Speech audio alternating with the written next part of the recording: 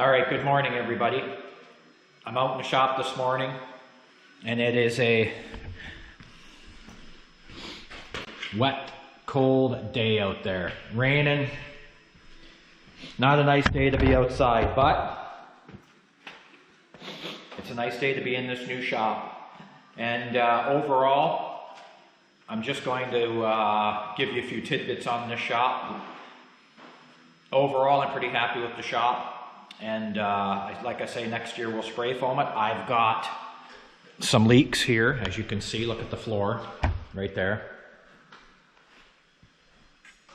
Those drops right there.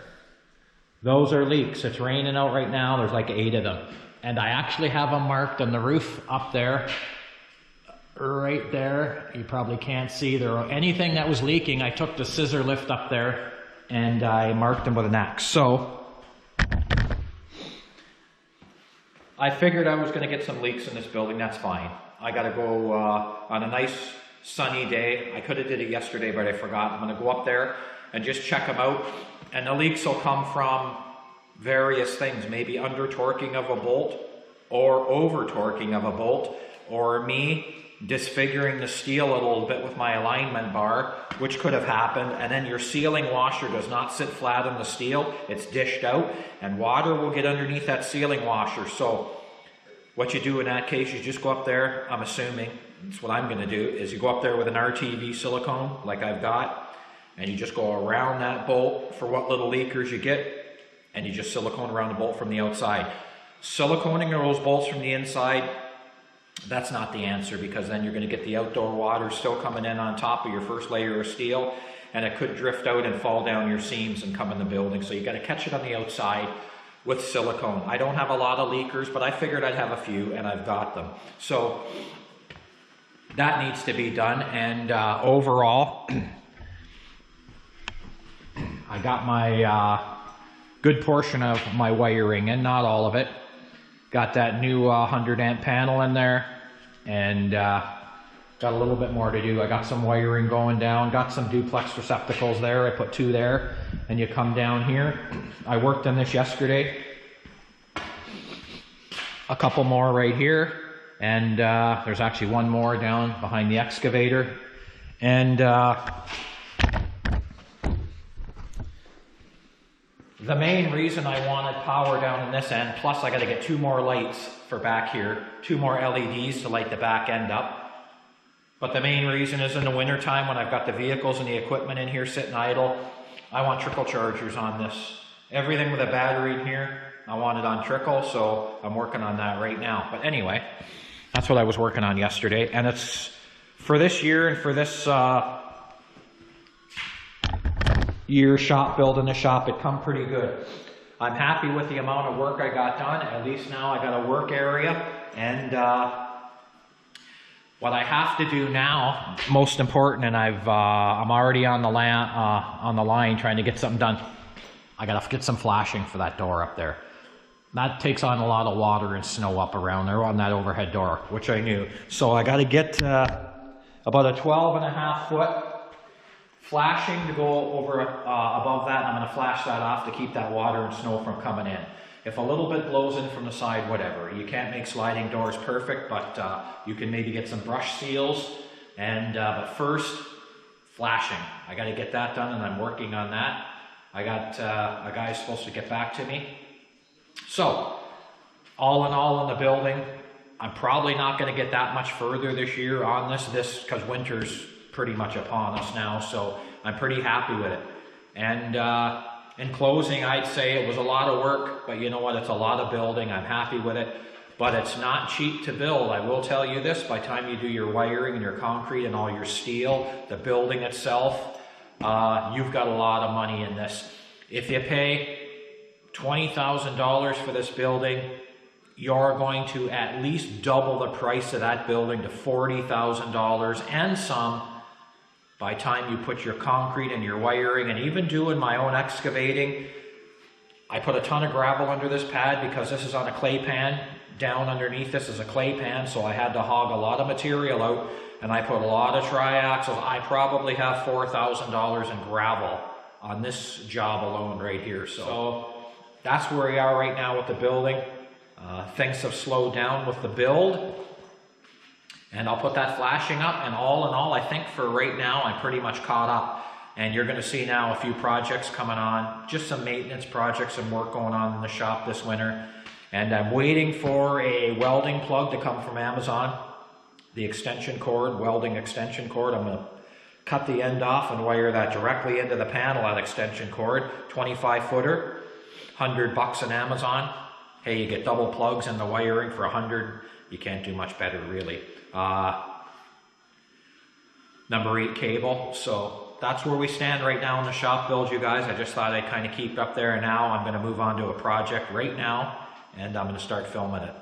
All right, you guys, something here that's long overdue, because I didn't have a garage shop, and I didn't feel like rolling around in the dirt and the gravel, is this Kubota Z-turn. I'm going to do a real late year-end some maintenance on this thing, and I wanted to show you guys, because the majority, and if you look, you can find a lot of riding lawnmowers out there, you can find Z-turns, you can find lots of mowers, but you wonder why those decks are rotten on them mowers. I can tell you why, because these guys do not pull them decks, they don't scrape them decks off, and they don't under oil those decks, and you should do that probably a couple times a year. At least once a year, when you put your machine away, you should scrape that acidic grass, wet, damp, acidic grass from underneath that deck, clean it right down, and you're going to be surprised at what's underneath this deck, because this deck has not been done for a year and a half. Shamefully, but you know what, I've been so busy. That's just the way it is. But guess what, now I'm going to get back on track on some of this maintenance, and this machine's been greased, it's been oil changed, air filtered, blowed out, intake screen, air filter, everything, but it has not been scraped clean on that deck underneath. So what we're going to do today, we're going to yank the deck off this, and away we go. And you're going to see it. She's going to be ugly. All right, so what we're going to do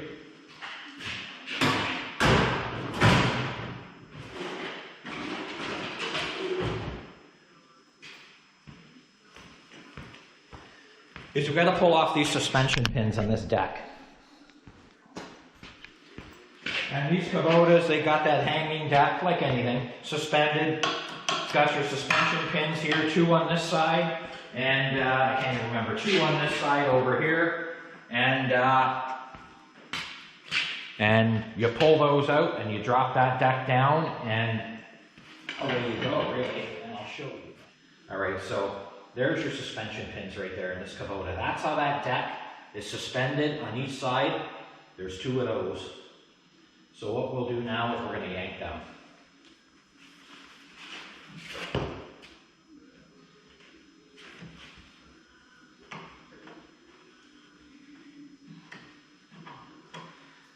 You pull off these retaining pins, pull off those retainers, they just hold those pins in.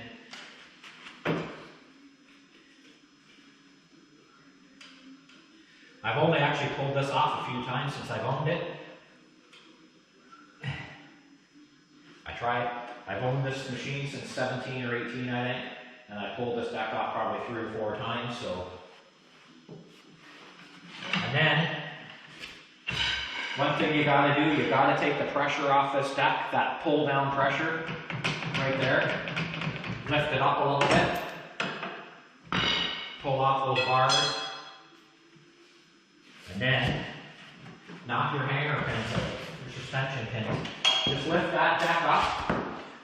Lift that deck up with your pry bar. Take the weight off those hangers, man, and off them pins, and take them pins out. And right there, your deck's free on this side.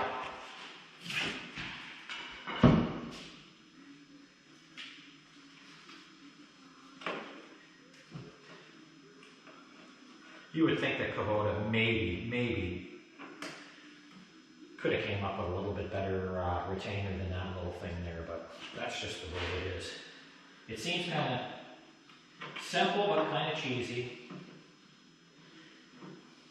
You take them off.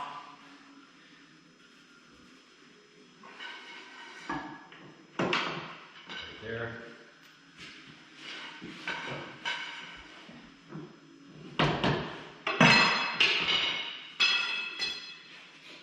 So that tie bar there, again, ties in your 2 points, so you get lifting on both your points on this side, really. That's all there is to that.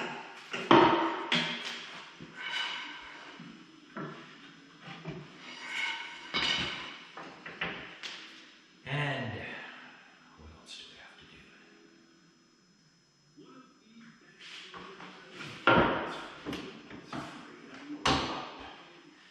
Okay, now look underneath. You've got your PTO shaft right there that runs that deck, gear-driven deck, and belt-driven shifts on this thing. So primary gearbox right there on your deck, fed from your drive shaft, in turn belt-driven to all your blades. That's just simply how that thing works. And then you disconnect it back here. You have to disconnect here, yes. You have to there's only one disconnect and it's right here. You gotta get underneath there. So, maybe you can see it. I don't know. It's right in there.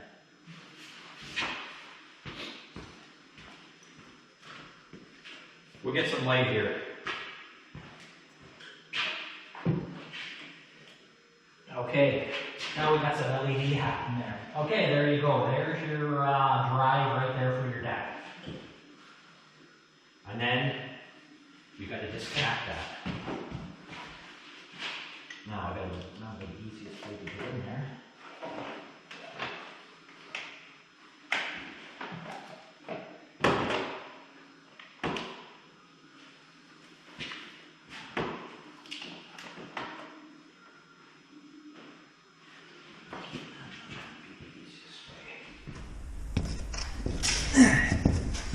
Okay, let's see if we can get in there. Get that puppy undone. There we go. So that's all there is. Sliding locking collar, just like the 540 PTO on a 3-point hitch of a tractor right there.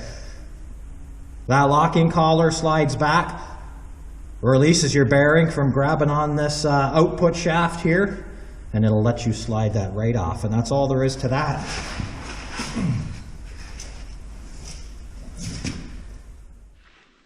Okay, I had to run over to the other shed and get some just-in-case bungee cords here. And what I do is put these up, because these suspension arms, once you take the tie bar off, they're going to want to fall down. What I normally do, go put a bungee on each side, just holds these up out of the way.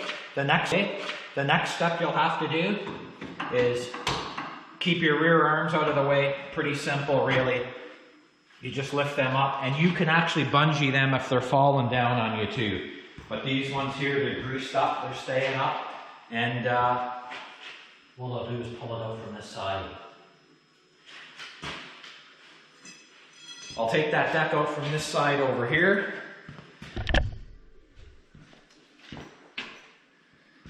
Alright, so we got clearance from all them arms.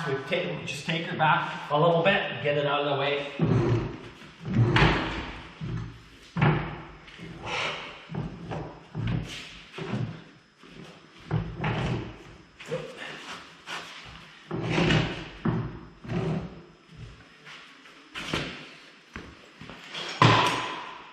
Keep your wheels out of the way.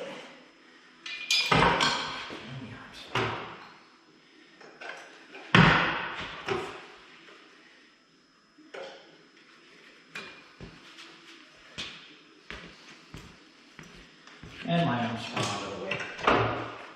And that's okay. Rehook them.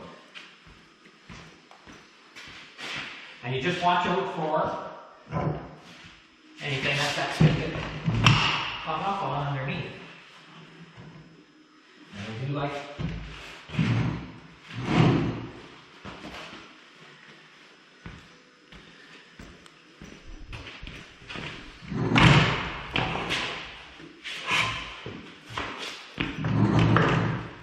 and there you get your dirty deck right there. All right, so what we'll do now, we'll try and flip that puppy up. You can see how dirty it is on top. Have a good look at that. She's dirty on top. Let's see if we get here.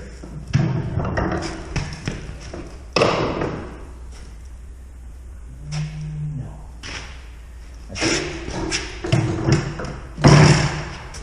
That's not the way.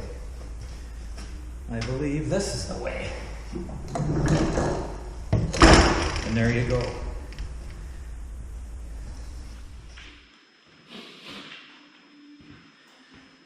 Probably fairly obscene under there. Have a look at that. Now,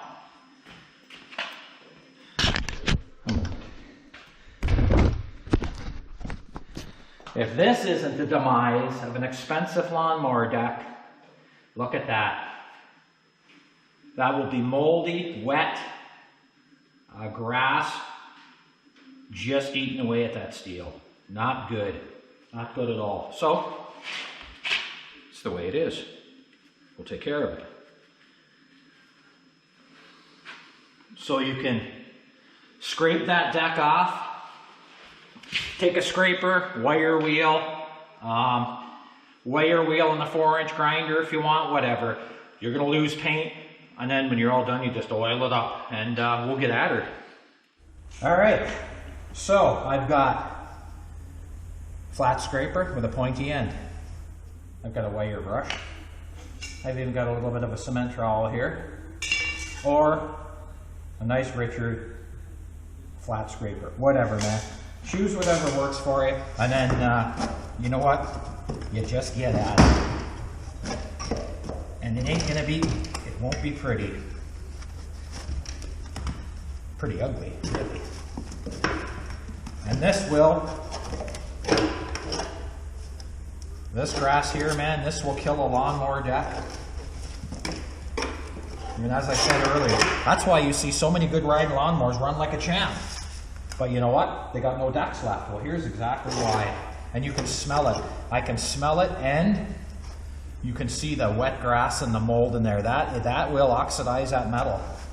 And it'll take its toll year after year. So it doesn't matter whether, to me, I don't really care if it's an $1,800 lawnmower or an $18,000 or $30,000 Kubota with a deck underneath that you're using for estates. Doesn't matter.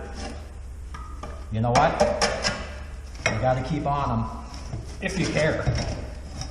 Really, if you care. And stuff today is so expensive, I don't know how you couldn't care, really.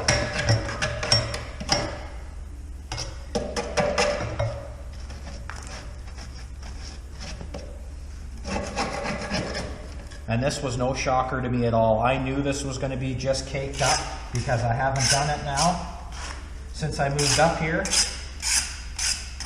And this is no surprise.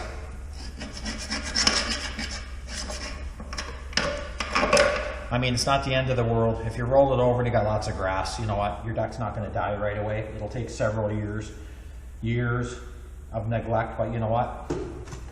Keep it clean if you can.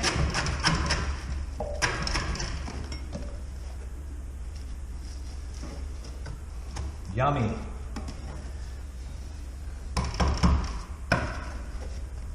You can actually see the grass too. You look under here, the grass is actually still wet and moldy. Yeah, so that's what you get, man, right there. Wet grass, mold. So, that's just the way it is. So, what we'll do, I'll scrape this down and then I'll show you guys that wire wheel. Alright, so I wanted to show you something here. Have a look at this. Once you take that wet grass away, look at that. Look at that corrosion. Look at that paint loss. Look at that oxidization. Look at that metal breaking down right there. That there is the beginning of a rotten deck. That's just the way it is. Your deck is breaking down on you, man, right here. Yes, there's still some paint. And like I say, it's not the end of the world, but guess what? That there, man, that's metal breaking down. You can see a little bit of pitting, some rust. Not a good thing. So, that's why we clean them. All right, I had to go change. I had my winter onesie on, way too hot.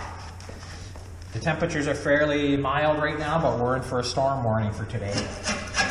starting today right into tomorrow, 5 to 15 centimeters of snow. That's what they're calling up here in northeastern Ontario. So right now it's mild. So it's coming along, you guys can see. We're getting her cleaned off.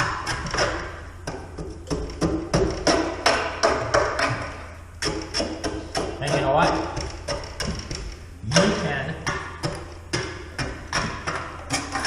You don't want to breathe too much of that moldy dust if you can help it. You can just smell.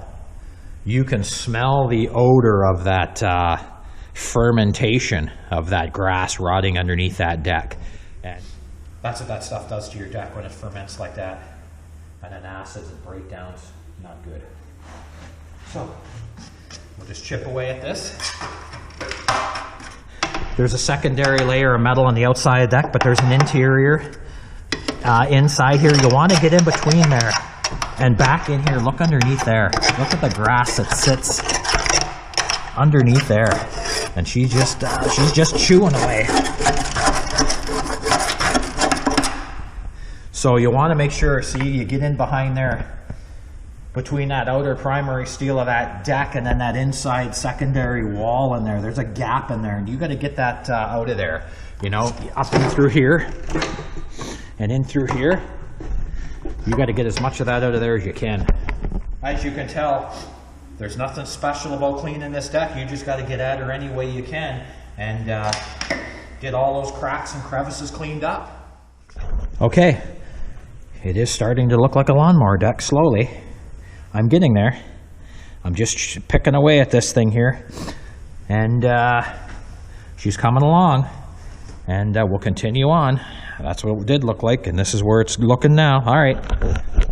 You guys can see she's coming along slowly. All right.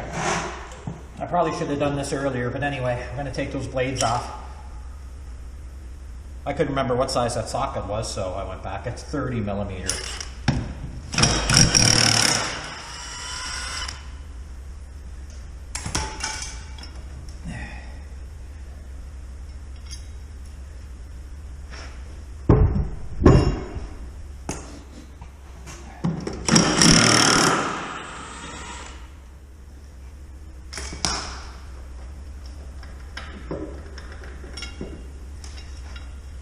Look at the size of them spindle bearings on that Kubota deck, man. They build her tough. That thing's a tank.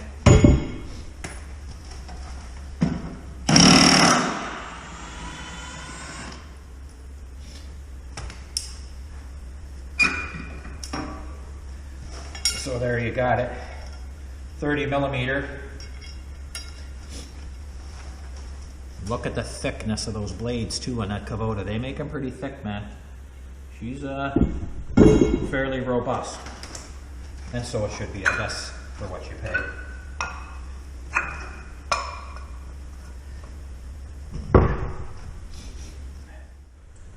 Okay, we're in the middle of a COVID crisis, and I cannot find an N95 mask anywhere. I found this old used one with the band's broken, so now she's getting strung up around my ears, and we're gonna do a little. Boy, you're wheeling. And I can tell you it gets dusty.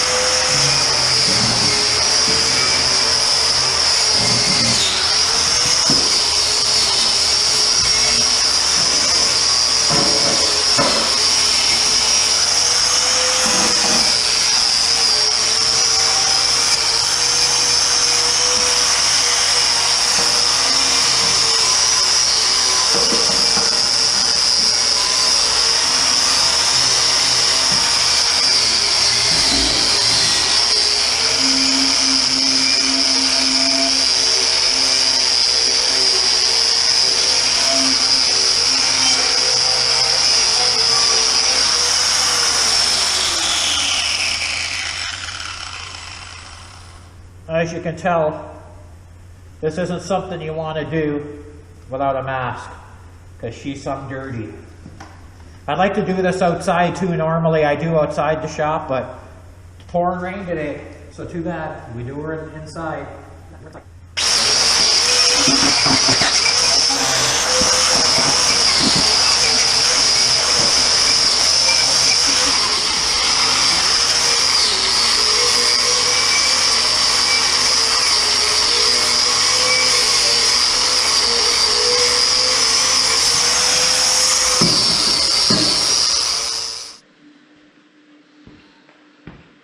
So for all you guys out there, woo! For all you guys out there that think cleaning your lawnmower deck is a waste of time, or you can't be bothered, or you don't have time, just have a look at what's on the floor here. And you tell me, especially when you're paying a fair dollar for your machine. Look at that dead grass. There is so much dead grass in there. Have a look at that. Look at that. How many pounds of grass is there right there? And that's just... And your deck can't possibly be cutting or pulling up the grass properly to give it a good cut when it's impeded by that much grass either. So not only is it not cutting and not giving you the proper suction and lift on your deck, and it's just hard on your deck. So there, that's a good idea on what's there. But I took some of that wire wheel to it. You guys can see it's really coming along nice. But you can see, look at that grass. Really raises hell with the deck. All right, so I think we've did a pretty fair job on this deck. You can see though how that grass and everything is just stained right into that metal. That grass is etched right. I even took the wire wheel to it on that grinder, as you've seen, and you do the best you can do with them, and it'd come out pretty good, a heck of a lot better than it was. And what I'll do is I'll clean out some of this underneath. But now the next move is we wipe this all down with oil underneath, and that's just how she's done. Give her a good oil spray and away we go. Okay, you guys, I'm back. I warmed up this fluid film by the wood stove in the house, and I'm going to spray this down. And normally I don't use fluid film. I usually use like a paraffin-based dripless amber vehicle oil spray, whatever. But I'm all out of it, so I'm using fluid film. And fluid film's excellent. It really is. And there are people out there, and I've heard it on one of my videos, somebody commented, "Oh, oil spray in your lawnmower deck will kill your grass." Well, guess what? It probably will if you had dripping oil all over your lawn and you were cutting and your deck was dripping oil all the time. But I can tell you, in all the times I've been cleaning my lawnmower decks and oil spraying them, I've never killed lawn. It's not like you're depositing a bunch of oil all over the lawn and it's just going to kill it. No, because for one thing, it drips very little, especially fluid film, even used motor oil, whatever you put on there. By time it picks up a dusting of grass on there and makes a paste, it's not dripping anywhere. You know what? I've had no issues in all the years of doing this with killing lawn. So, you know what? I would say you have nothing to worry about, but that's just my opinion. You guys do what you want. I'm just showing you what I do on my equipment.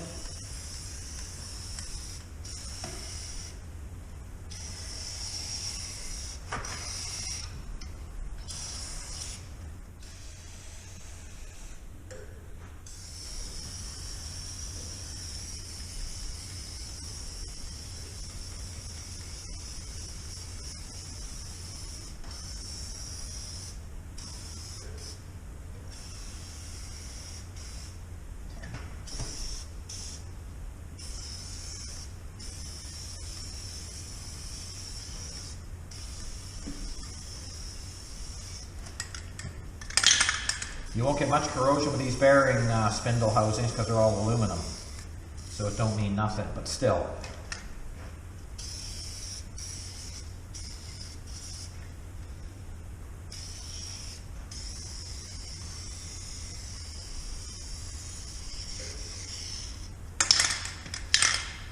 And I will say this, I priced fluid film the other day at the hardware store and anywhere else, whether it be our big stores like Canadian Tire, anywhere, Walmart, it doesn't matter.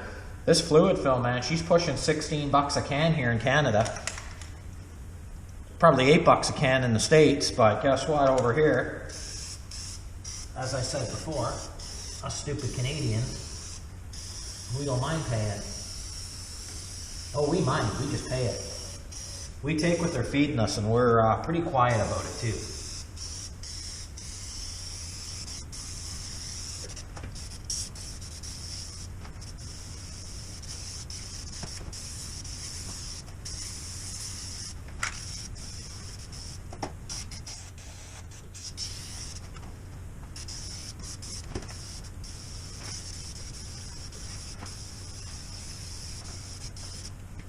Okay, so there you have it. Have a little look. She's fluid filmed, and what's nice about the fluid film here with the straw, you can get up into all these cracks up inside there. And so, as you can see underneath, that's what I do with my machine. And I'm going to do the top side next.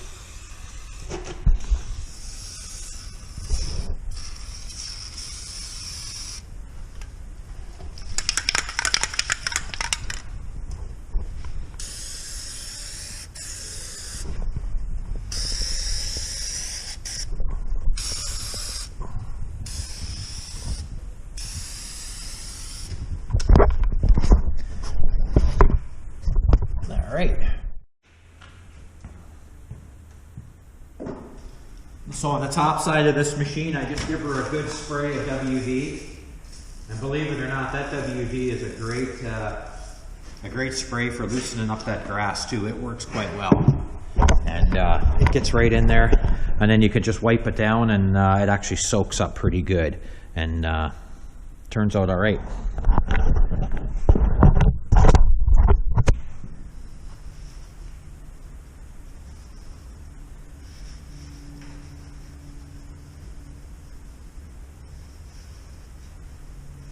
You can see it lifts. Once you spray that with WD, it just lifts off that stuck grass, dust.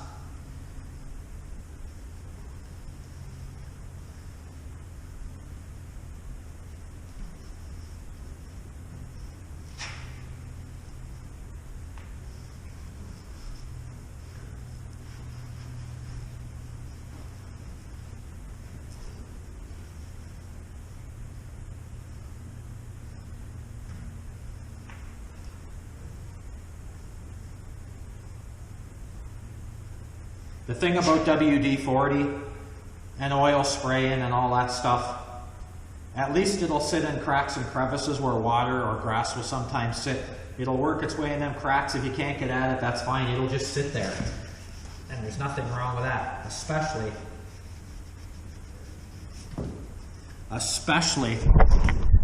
on these fabricated decks like this Kubota, where you got that flat bar going around the bottom edge and it's stitch welded in here. That WD or fluid film will sneak into these cracks. Well, I would normally start rotting in between there over years, and it just sits in there, which is just fine.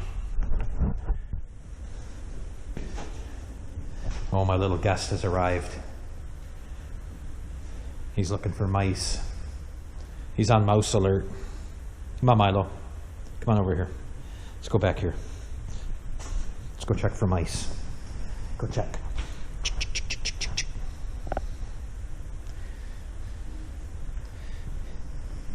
He does an equipment mouse patrol somewhere in the dark depths back here.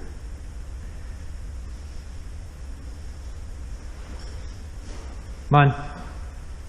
Oh, there he is.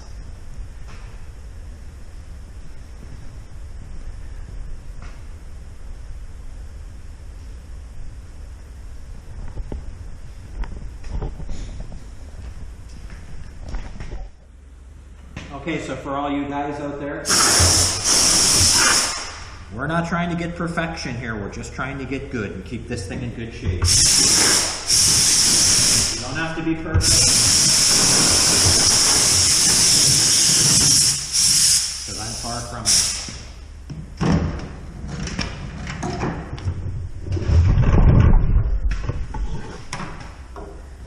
But you do want to keep it.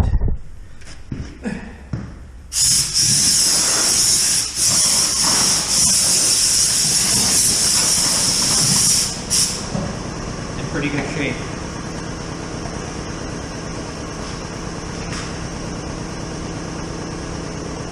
Alright, so you can see we covered this whole deck in WD-40 and we wiped it down pretty much. The major areas, there's still some grease there, but anyway. Plus that WD-40 weeps in all these cracks around that deck. And really, that's all there is to this deck. And I usually do this a couple times a year. And especially, if anything, like I say, do it before you put your tractor away, or like right now for the season, this tractor is now going to get this mower and now get parked back here in the back of the shop. So it's oil sprayed, the deck's clean. And then I'll just go on and I'll wipe the machine down. It's got good oil, clean air filter, and that's about it. And the spring I'll grease it up and we'll be ready to go. So I just thought I'd show you guys what I do to take care of my Kubota deck, and it works for any lawnmower deck really. You know what, unless you got a ton of money and you really don't care, it's probably a good idea to clean that lawnmower deck underneath. It makes a big difference and it will prolong the life of that deck for many, many years. All right, so look at, there's your final product. That there is what's stuck, corroding that deck. That's how much grass total was taken from that deck over there. And there it is right there. That's a fair bunch of grass to be wet and moldy and stuck under that deck. So now you guys can see why I'm pretty stringent when it comes to taking care of that Kubota or any other piece of equipment. All right, thanks you guys. Thanks for tuning in. And I'm going to do a bit of a vid on sharpening those blades too. I got the blades off now, so I'm going to sharpen them. Okay, thanks. Bye.